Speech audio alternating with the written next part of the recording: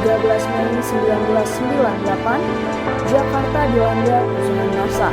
Hingga 15 Ausirius di Patung Kuda Arjuna Wijaya. barikade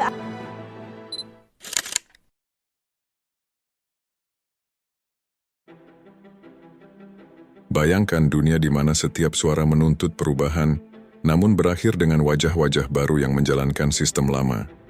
Melakukan tindakan-tindakan yang sama seperti sebelumnya. Korupsi, kolusi, nepotisme, dan praktik lainnya yang kita suarakan sebelumnya masih tetap terjadi pada rezim yang sama. Padahal janji yang mereka sampaikan sebelum terpilih adalah ingin menghasilkan revolusi, reformasi, perubahan, dan lain sebagainya. Hal ini menimbulkan pertanyaan bahwa, apakah kekuasaan selalu berujung pada tindakan yang korup? Seberapa sering kita melihat janji revolusi yang berubah menjadi tirani? Bukankah hal ini sangat memuakkan bagi kita? Melalui George Orwell, dengan brilian menulis karyanya yang berjudul Animal Farm, mengungkap sisi gelap kekuasaan dan sifat manusia. Novel ini tidak hanya mengisahkan hewan-hewan di sebuah peternakan, tetapi juga menjadi cerminan bagi peradaban kita. Dan yang lebih mengejutkan, cerita ini sangat relevan dengan dunia kita saat ini.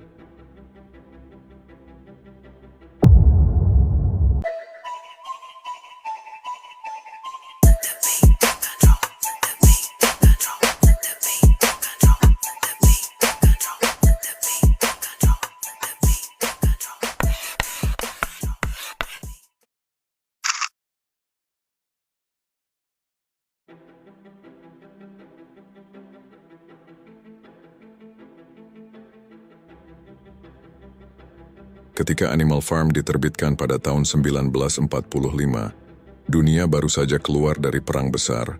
Novel ini adalah kritik tajam terhadap Uni Soviet di bawah Stalin, tapi sebenarnya lebih dari itu.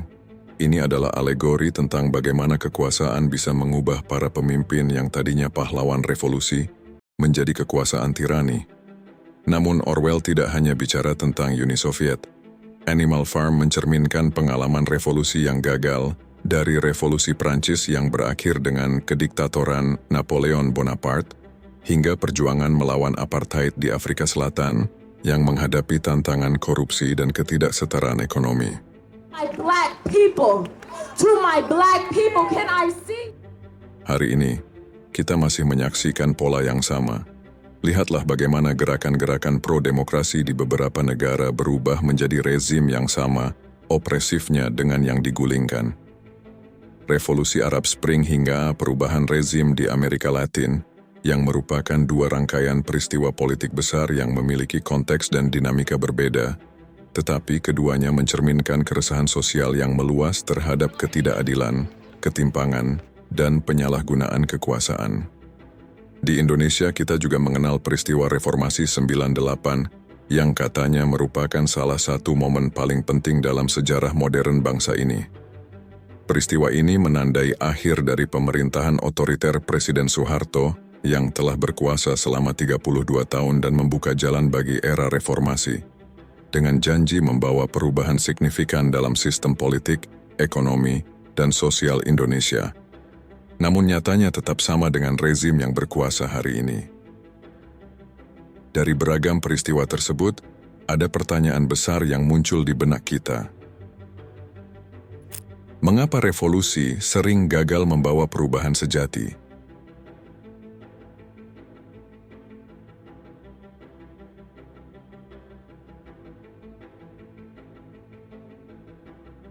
Man is our enemy. Things are about to change. Remove man and we will become free. Napoleon sang babi diktator. Ia adalah personifikasi para pemimpin yang mengklaim berjuang untuk rakyat, tapi akhirnya memprioritaskan kekuasaan di atas segalanya. Anda bisa membandingkannya dengan banyak pemimpin otoriter di era modern, di mana propaganda memainkan peran utama dalam mempertahankan kekuasaan.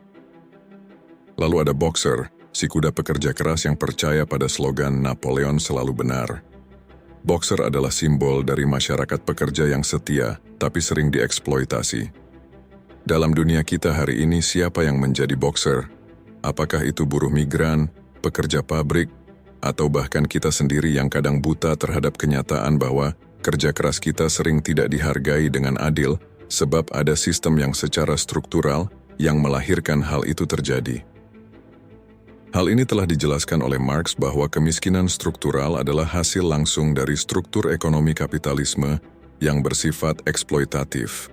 Dalam pandangan Marx, sistem kapitalisme menciptakan dua kelas utama dalam masyarakat. Borjuis sebagai pemilik modal dan alat produksi, kemudian proletar sebagai buruh yang hanya memiliki tenaga kerja untuk dijual.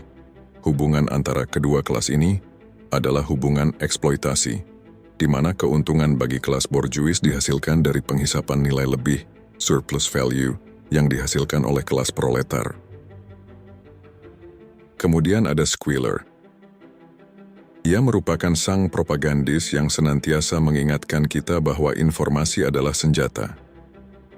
Di era digital, Squealer hadir dalam bentuk influencer atau pembuat konten yang dengan sengaja menyebarkan narasi palsu untuk kepentingan tertentu. Informasi yang bias atau manipulasi media sosial bisa membentuk persepsi publik dengan mudah agar sesuai kepentingan kekuasaan. Bukankah dari berbagai karakter yang ada dalam novel tersebut, juga kita temui di sekitar kita hari ini?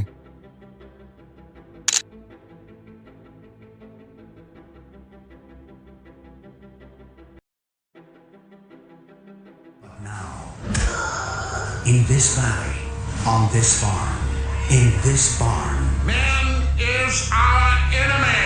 things are about to change. Remove man, and we will become free and equal. Old Major berbicara tentang mimpi utopia, kebebasan, keadilan, dan kesetaraan. Tapi di akhir cerita, semua mimpi itu hancur. Sebuah slogan yang mengatakan bahwa semua hewan setara, tapi beberapa lebih setara dari yang lain. Kalimat ini menjadi ironi pahit yang terjadi di banyak revolusi, termasuk beberapa gerakan sosial hari ini. Contohnya adalah revolusi Bolshevik di Rusia, dimulai dengan janji untuk menciptakan masyarakat tanpa kelas. Tetapi hasil akhirnya adalah munculnya oligarki baru yang menggantikan sistem lama. Di Indonesia ada reformasi 98 yang dahulunya ingin menciptakan perubahan melalui 6 tuntutannya. Namun yang terjadi hari ini tidak jauh beda. Kemudian lihatlah bagaimana perjuangan untuk keadilan lingkungan sering kali dirampas oleh kepentingan politik dan ekonomi besar untuk melanggengkan kekuasaannya. Apa yang terjadi ketika janji manis reformasi hanya melahirkan sistem yang sama korupnya, hanya dengan wajah yang baru?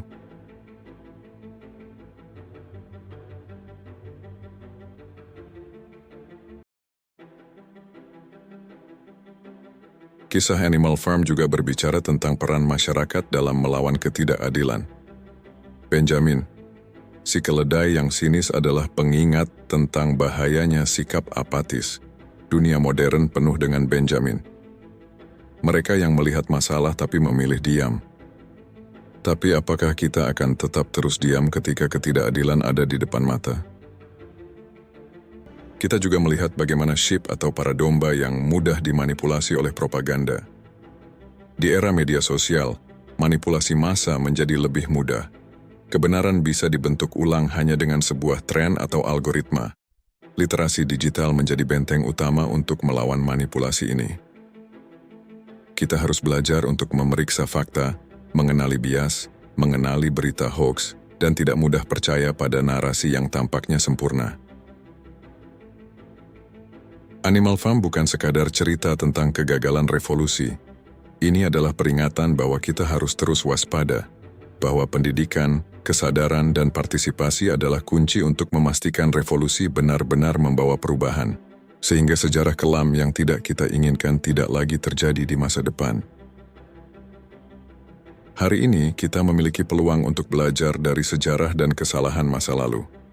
Bagaimana kita memastikan bahwa setiap perubahan membawa kebaikan bagi semua, bukan hanya segelintir orang? Mari mulai dengan pertanyaan sederhana. Apakah keputusan yang kita buat hari ini mendukung keadilan bagi semua? Apakah keputusan yang hadir hari ini dari kekuasaan telah menjamin keadilan bagi kita semua? Jadi apakah kita akan menjadi boxer yang terus bekerja keras tanpa bertanya?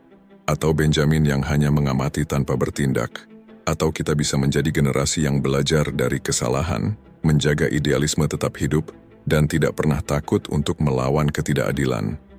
Silahkan tulis pendapatmu di kolom komentar, dan bagikan video ini sebagai pengingat kepada orang-orang di sekitarmu. Karena setiap revolusi hanya sebaik pemahaman mereka yang memperjuangkannya.